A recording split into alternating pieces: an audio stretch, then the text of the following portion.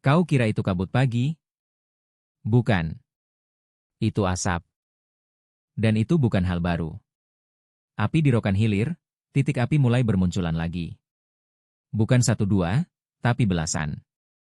Angin bawa asap ke kampung-kampung. Anak-anak batuk. Orang tua sesak napas. Masker jadi andalan lagi. Tapi masih aja, banyak yang cuek.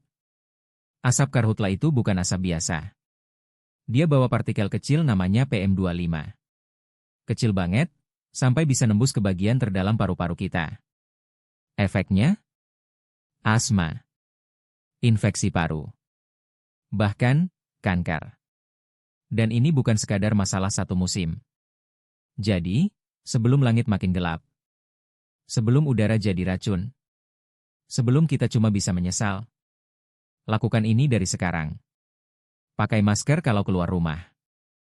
Jangan bakar lahan, sekecil apapun. Laporkan titik api ke petugas. Edukasi keluarga dan tetangga. Karhutla bukan musibah alam, tapi ulah manusia. Dan cuma manusia juga yang bisa mencegahnya. Promkes Visual Karhutla 2025 Rokan Hilir asap lagi, jaga paru jaga hidup.